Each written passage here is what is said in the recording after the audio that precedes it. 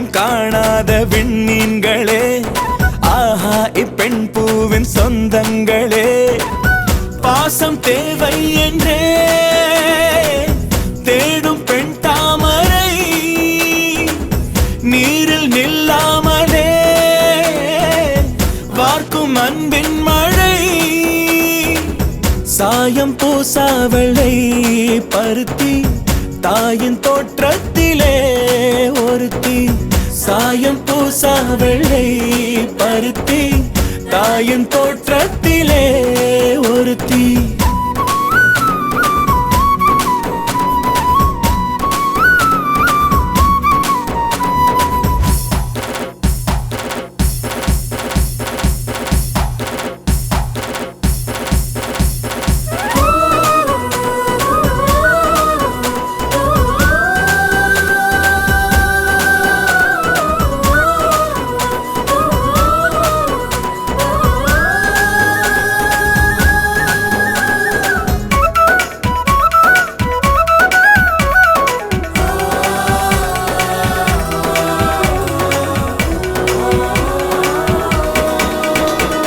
வீட்டுக்குள் பூங்காவை உருவாக்குவாள், தோசைக்கல் ஓசைக்கும் ஸ்வரம் தேடுவாள், 7 வண்ணங்கள் உறவு சேர்த்து செய்வாளோர் உலகு, சாதிக்க போதிக்கும் கல்லூரியோ இவள் ஆதிக்கம் செய்வார்க்கு முள்வேலியோ, புதுமை பூவான பிறவி கடமையோயாத காட்டருவி, செந்தாமரையோ குளநீரில் மலரும் பெண் தாமரையோ மனம் நூறில் வளரும், சாயம் பூசா வெள்ளை பருத்தி தாயின் தோற்றத்திலே ஒருத்தி.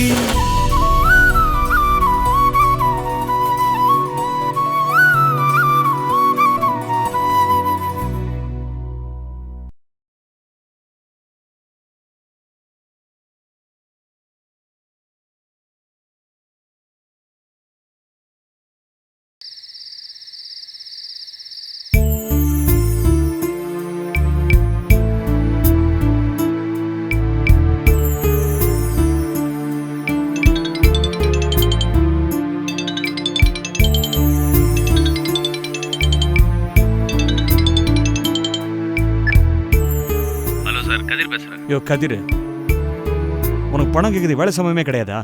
வையா ஃபோனை. சார் சார் சார் சார் நான் பணம் கேட்கறதுக்காக ஃபோன் பண்ணல சார், ஒரு குட் நியூஸ் சொல்கிறதுக்காக ஃபோன் பண்ணேன். என்ன சொல்லு? நம்ம ராகவும் பொண்ணு மீனா இருக்கால, அவள் முத்துலட்சுமி ஹாஸ்பிட்டலில் அட்மிட் ஆயிருக்கா சார். ஏன்? மீனா மாசமாக இருந்தால அவளுக்கு அபார்ஷன் ஆயிடுச்சு சார். என்னையா சொல்ற? ஆமாம் சார். கன்ஃபார்ம் ஆயிடுச்சா? ஆமாம் சார். உனக்கு எப்படி தெரியும்? சார் இப்போ தான் கம்பெனி காரில் ராகவனையும் அவன் ஒய்ஃபையும் வீட்டில் ட்ராப் பண்ணிட்டு இப்போ தான் ஜஸ்ட் வரேன். காரில் வரும்போது 2 பேரும் ஒப்பாரி சார். நிஜமாவா? அந்த கிழமை ஏறக்குறைய நடப்பணம் ஆயிட்டான் sir. I feel happy sir. Raghavan பொண்ணுக்கு அபார்ஷன் ஆனதுல நீ எதுக்கே ஹாப்பி ஆனோ? விஷயம் இருக்கு சார், அது ஒரு ரகசியம். நேரம் வரும்போது நானே உங்ககிட்ட சொல்கிறேன், இப்போ எதுவும் கேட்காதீங்க. யோ, இதே கதையை ரொம்ப நாளாக சொல்லிக்கிட்டு இருக்கேன், நான் கடுப்பேத்தாத, ஃபோனை வை. சார்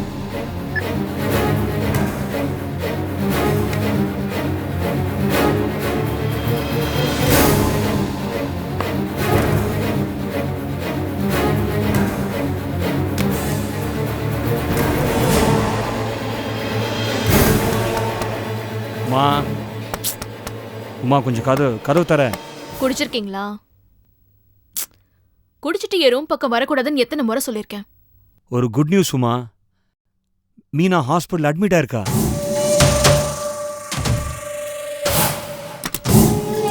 என்னப்பா சொல்றீங்க? இப்பதான் அந்த கதிர் ஃபோன் பண்ணா, அந்த மீனாக்கு அபார்ஷன் ஆயிடுச்சான். அப்பா என்னப்பா சொல்றீங்க?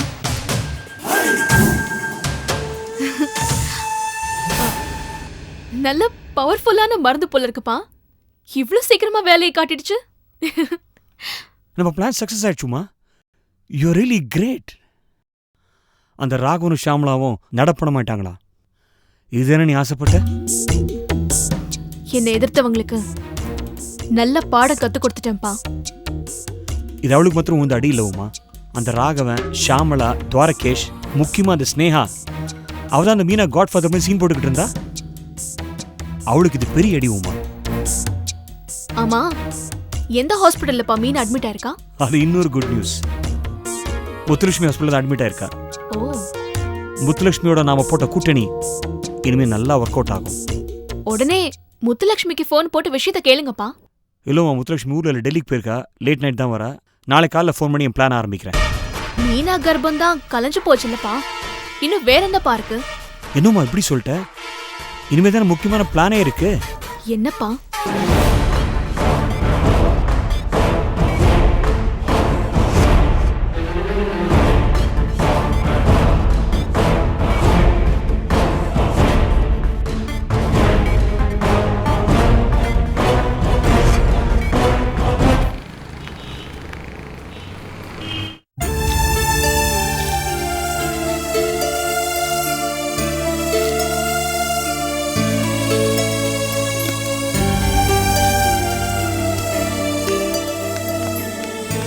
மீனா, ஐம் சாரிம்மா. கான்ஃபரன்ஸ் விஷயமா நான் வெளியூர் போயிருந்தேன். வந்த உடனே விஷயம் கேள்விப்பட்ட உடனே நான் ரொம்ப ஷாக் ஆயிட்டேன். I'm really sorry. குழந்தை பொறுக்குன்னு நான் ரொம்ப ஆசையா இருந்தேன். அநியாயமா என் கர்ப்பம் கலைஞ்சு மீனா, போச்சு. Please calm down. அழாதம்மா. உன் புருஷன் உயிரை காப்பாத்தி நான் இங்கிருந்து அனுப்பி வச்சேன். நீங்க 2 பேரும் சந்தோஷமா இருப்பீங்கன்னு ஆசைப்பட்டேன். ஆனா நீ இப்படி குழந்தை கலைஞ்சிருக்கு நீங்க வந்து படுத்திருக்கேம்மா. அதான் எனக்கு கொஞ்சம் வருத்தமா இருக்கு. நான் கூட இந்த இழப்பு தாங்கிப்பேன். ஆனா என் வீட்டுக்காரர் ரொம்ப ஆசையா நம்பிக்கையோட இருந்தாரு. இவருக்கு இந்த குழந்தைய பெத்து கொடுக்கறது என் கடமையா நினைச்சேன். பாவம் இவரை நான் ஏமாத்திட்டேன். இந்த குற்ற உணர்வை என்னால தாங்க முடியல. நம்ம கையில் என்ன இருக்கு? கடவுள் நினைக்கிறது நடக்குது. இந்த குழந்தை நம்மளை விட்டு போனது பெரிய இழப்பு தான். நான் இல்லைன்னு சொல்லலை. எனக்கு உன்னை நினச்சி தான் கவலையாக இருக்கு. தயவு செஞ்சு இதே நினச்சி உடம்பு வருத்திக்காத. நம்ம இன்னொரு குழந்தைய பெற்றுக்கலாம். மீனா, இந்த மாதிரி நேரத்துல தான் ரொம்ப தைரியமா இருக்கணும். அதான் உன் வீட்டுக்காரர் இந்த அளவுக்கு உனக்கு தைரியம் சொல்றாருல, அப்புறம் என்ன சொல்லு? உங்க 2 பேருக்கு ஒன்னும் அப்படி வயசாயில்ல. நீங்க நினைச்சா இன்னும் 2-3 குழந்தைங்க பெத்துக்கலாமா? மீனா, அழாத. நமக்கு சொந்தமானது யாராலையும் பறிக்கவும் முடியாது. நம்ம கிட்ட இல்லாதத யாரும் கொண்டு வந்து கொடுத்துடவும் முடியாது. நீங்க 2 பேரும் சந்தோஷமா வாழ்றதுக்கு இன்னும் நிறைய வாழ்க்கை இருக்கு. நீ முதல்ல இந்த வேதனையில இருந்து மீண்டு வா. இங்க பாரு, கூடிய சீக்கிரம் நிச்சயமா ஒரு நல்லது நடக்கும். அண்ணா, இவளை நீங்க தான் சமாதானப்படுத்தணும். நான் பார்த்துக்கிறேம்மா. இல்லை சரியாயிரும். நான் அவளை சமாதானப்படுத்திடுறேன். It's okay. டாக்டர், இவங்களுக்கு தேவையான ட்ரீட்மெண்ட் கொடுங்க. நல்லா பாத்துக்கோங்க. சரிங்க மேடம். மீனா, நீ நல்லா ரெஸ்ட் எடுக்கணும். எதை பத்தியும் சும்மா கவலைப்பட்டுட்டு இருக்க கூடாது. உனக்கு நாங்க எல்லாருமே இருக்கோம். மேடம், எனக்கு மறுபடி குழந்தை பொறுக்க நீங்க தான் உதவி பண்ணணும். இனிமே உங்களை தவிர வேற யாருக்கிட்டயும் நான் ட்ரீட்மெண்ட் பண்ணிக்க மாட்டேன். என்ன நம்பினவங்கள நான் நிச்சயமா கைவிட மாட்டேன். Just relax. என்னோட கேபினுக்கு வாங்க. Okay ma'am. சரவணன், நீங்களும் வாங்க. அடாத.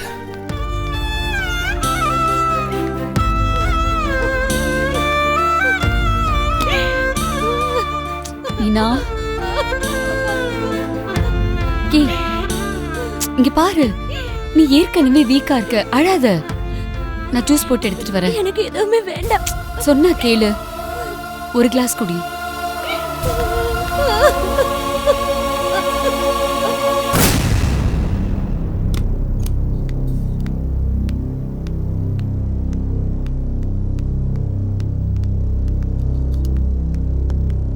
ஏ சரவணன், மீனா நல்லா தானே இருந்தாங்க.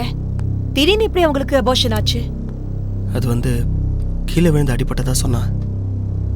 பார்த்தா அப்படி தெரியலையே. அபார்ஷனுக்கு முன்னாடி ஸ்கேன் பண்ணி பார்த்தோம். கர்ப்பப்பையில பாதிப்பு இருக்கிற மாதிரி தெரியலையே. அப்படியா?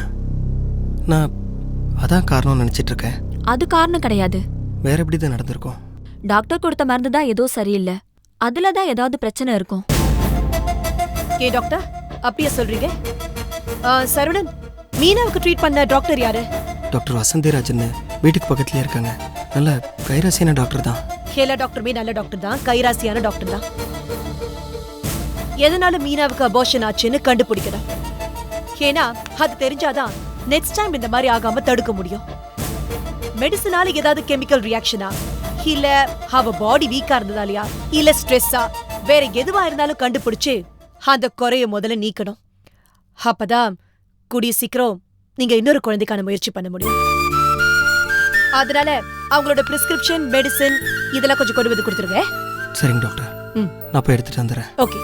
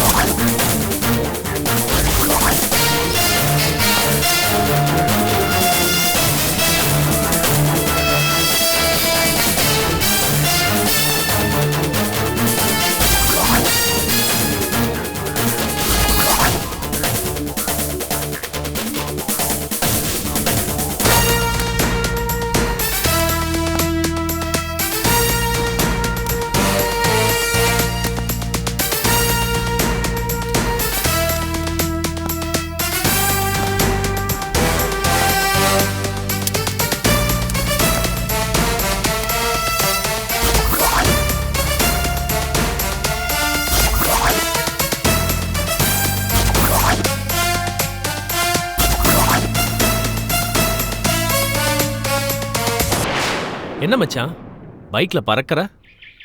துரத்தியும் உன்னை பிடிக்க முடியல. ரொம்ப சந்தோஷமாக இருக்க போல இருக்கு. ஆமாம், காது குளிர்ச்சியா சந்தோஷமாக ஒரு நியூஸ் கேள்விப்பட்டேன். உண்மையா? மீனாவோட கர்ப்பம் கலைஞ்சிச்சாமே, அப்படியா?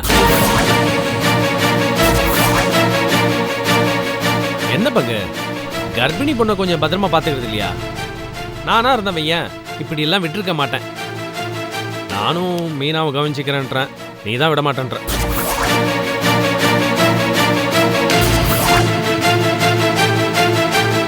டேய், மரியாதையா போயிரு. வீணா என்ன கொலைக்காரனாக்காத. அட, பங்குக்கு கோவம்லாம் வருது. சரி, நான் போயிடுறேன். ஆனால் அதுக்கு முன்னாடி புள்ள கலைஞ்சதில்ல, அதுக்கு ஒரு வாழ்த்து சொல்லிட்டு போயிடுறேன். கங்க்ராஸ். ஏய், என்ன பங்கு சிரிக்கிறேன்னு பார்க்குறியா? இதுக்கு பேர் தான் விழுந்து விழுந்து சிரிக்கிறதுன்னு அர்த்தம். நீ என்னை ஓட ஓட விரட்டின, நடு ரோட்டில் வச்சு அசிங்கப்படுத்தின, போலீஸ் லாக்கப்பில் வச்சு என்னை பின்னி எடுக்கிறதுக்கு ஏற்பாடு பண்ண. இது எல்லாத்தையும் உன் பொண்டாட்டி பார்த்துக்கிட்டு தான் இருந்தா. அப்போ நான் விட்ட சாபந்தான் இன்னைக்கு உன் அருமை பொண்டாட்டி கரு கலைஞ்சிருக்கு. ஏய், மரியாதையா ஓடி போயிரு, இல்லை பைக் ஏற்றி உன்னை கொண்டுடும் சொல்லிட்டேன். பங்கு, நீ கத்து கதறு, என்ன அடி குத்து மெதி வெட்டு கொல்லு. ஆனால் ஒரு விஷயம் மட்டும் நல்லா புரிஞ்சுக்கும். உன் உள்ள கலைஞ்சதுக்கு நான் விட்ட சாபமும் என் வயிற்றறிச்சல் மட்டும்தான் காரணம். என்னை பகைச்சிக்கிட்டு நீ இன்னொரு புள்ள பெற்றுக்கவே முடியாது. நீ இன்னும் என்னெல்லாம் இழக்க போகிற சொல்லவா? ஆனால் சொன்னேன்னு வையேன், நீ அழுவ, உன் பொண்டாட்டி அழுவா, ஆனால் நான் சிரிப்பேன். ஏய்,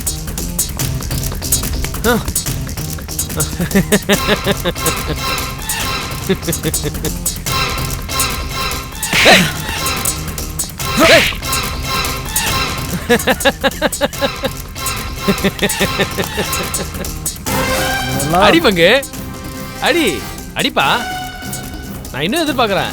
ஐ வாண்ட் மோர் எமோஷன் பங்கு. அடி, இங்க அடி, இங்க அடி, இங்க அடி. உனக்கெல்லாம் நல்லசாவே வராதுடா. கடவுள் உன்னை தண்டிப்பான. பங்கு, நீ என்ன வேணுமோ பண்ணு. ஆனா கடவுள் உன் பொண்டாட்டி வயித்துல அடிச்சான்ல, அது எப்படி இருந்துச்சு? நான் அழுதப்ப நீங்க 2 பேரும் சிரிச்சீங்க. இப்ப நீங்க அழறீங்க, நான் சிரிக்கிறேன். பங்கு, மெதி, ஏன் நிறுத்திட்ட? மெதி, இங்க மெதி, மெதிப்பா. பங்கு, போத பங்கு, ஐயோ வாங்க.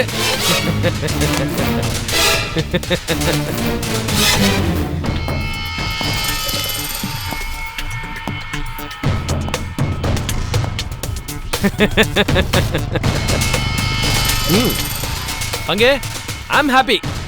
ஓ பொண்டாட்டி கர்ப்பம் கலைஞ்சதுல ஐ அம் வெரி ஹாப்பி.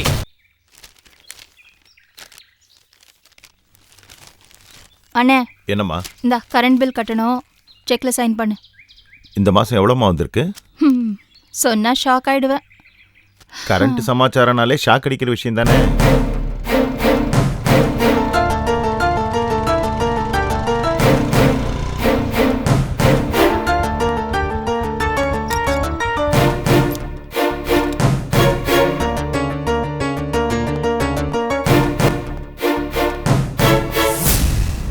ஏய் நில்லு, நீ எதுக்கு இங்க வந்த?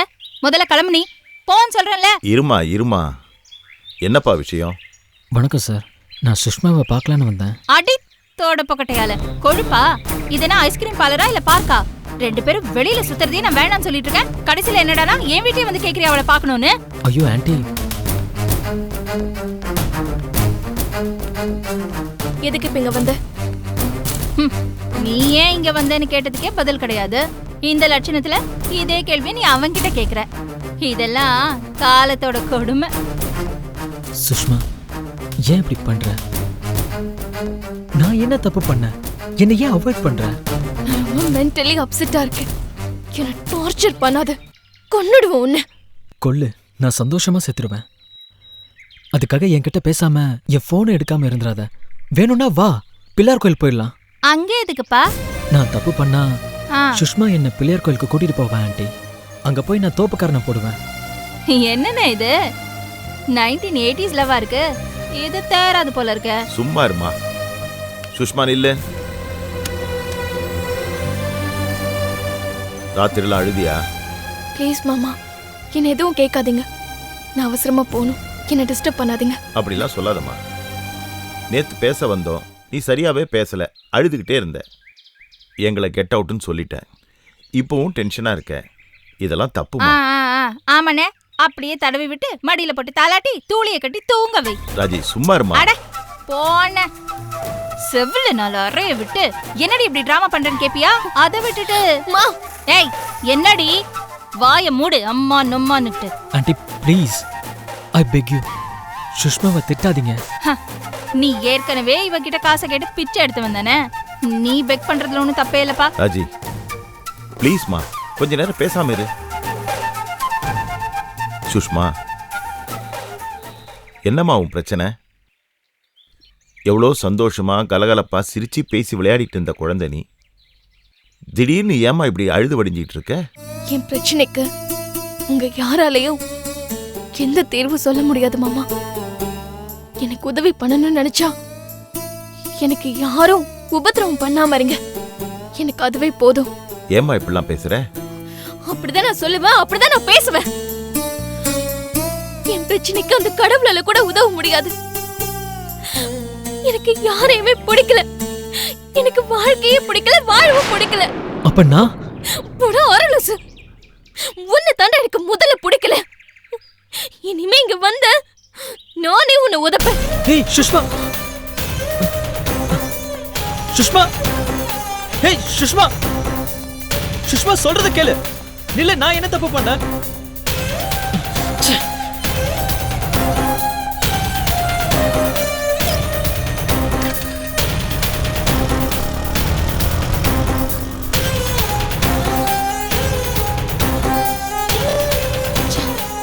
அவ திமிர பாத்தியானே? இந்த வீட்டுக்கு ஒண்ட வந்தவ மாதிரியா நடந்துக்கிறா? என்னதான் கொஞ்சம் கூட மதிக்கிறதே இல்ல. உன்னையாவது மதிக்கிறாளேன்னு நினைச்சேன். அது கூட இப்ப இல்லனே. ரூம்குள்ள போனா கெட் அவுட்னு சொல்றா, மரியாதை இல்லாம பேசிக்கிட்டு இருக்கா. இன்னும் கொஞ்ச நாள்ல அவ தயவுல தான் நாம இந்த வீட்டுல இருக்கணும் போல இருக்கு. ஐயோ இதெல்லாம் என்னென்ன? இது பாருனே, தேவையில்லாம ரொம்ப இடம் கொடுத்துட்டு இருக்க நீ அவளுக்கு. இல்லம்மா, அவளுக்கு என்னவோ பிரச்சனைமா. அது என்னன்னு தெரிஞ்சு சால்வ் பண்ணுவோம். அவளால நமக்கு தானே பிரச்சனை. அத முதல்ல நீ சால்வ் பண்ணு. முதல்ல நம்ம வீட்டு குப்பைய அள்ளி வெளியில போடுவோம். அதுக்கப்புறம் அடுத்தவங்க வீட்டு குப்பையை பத்தி கவலைப்படுவோம். ஒன்னெல்லாம் போன திருத்தவே முடியாது.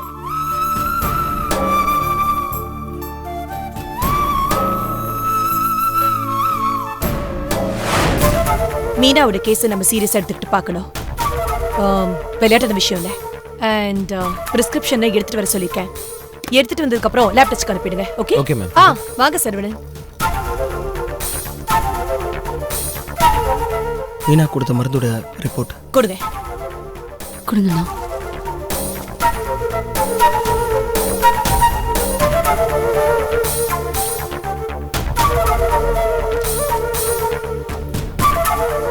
மீனாவுக்கு இதுக்கு முன்னாடி ஹெல்த் இஷ்யூஸ் ஏதாவது இருந்திருக்கா? ஆமாம் மேடம், அவளோட கர்ப்பப்பை வீக்காக இருக்குன்னு டாக்டர் சொல்லியிருந்தாங்க. அதுக்கான மெடிசன்லாம் கொடுத்தாங்க. ஆனால் மெடிசன்லாம் எடுக்க ஆரம்பிச்சதுக்கப்புறம் அதெல்லாம் சரியாக போச்சுன்னு என்கிட்ட சொன்னாங்க. அப்புறம் எப்படி திடீர்னு மீனாவுக்கு அபார்ஷன் ஆச்சு? ஆக்சுவலா மெடிசன் எல்லாம் அவளுக்கு கரெக்டா தான் பிரிஸ்கிரைப் பண்ணிருக்காங்க. யார் டாக்டர்? டாக்டர் வசந்திராஜன் அப்படின்ட்டு. ரொம்ப கைராசியான டாக்டர் இல்ல? அப்படி சொன்னதுனால தான் நம்ம போனோம். மீனாவுக்கு அபார்ஷன் ஏன் ஆச்சு, எதனால ஆச்சுன்னு கண்டுபிடிச்சாதான் நெக்ஸ்ட் டைம் இந்த மாதிரி ஆகாம நம்மளால சரி பண்ண முடியும். இல்லனா குழந்தை பிறக்கிற சான்ஸே. டாக்டர், அந்த மாதிரிலாம் எதுவும் நடந்துடக்கூடாது. சத்தியமா மீனா தாங்க மாட்டா. ஒருவேளை அந்த மாதிரி எதாவது நடந்துருச்சுன்னா நாங்க. Please don't worry. நீங்க முதல்ல தைரியமா இருங்க. இந்த மெடிசன் எல்லாம் லேப் டெஸ்ட்க்கு அனுப்பிட்டா காரணம் என்னன்னு கண்டுபிடிச்சிடலாம். டாக்டர் சக்கரை இந்த. எஸ் மேம், நான் உடனே எல்லாத்தையும் லேப் டெஸ்ட் பண்ண அனுப்பிச்சிடுறேன் மேம். ஒன்றும் ப்ராப்ளம் இல்லை. குட். ஸ்னேஹா, நாளைக்கு மீனாவுக்கு ஸ்கேன் எடுக்கிறதுக்கு ஏற்பாடு பண்ணுங்க. அபார்ஷன் ஆகிறதுக்கு முன்னாடி எடுத்த ஸ்கேன் ரிப்போர்ட்டும் இப்ப எடுக்க போற ஸ்கேன் ரிப்போர்ட் ரெண்டுமே எனக்கு வேணும். இந்தாங்க. இது என்னது? டானிக். இது டாக்டர் கருணாகரன் மீனாக்காக கொடுத்தது.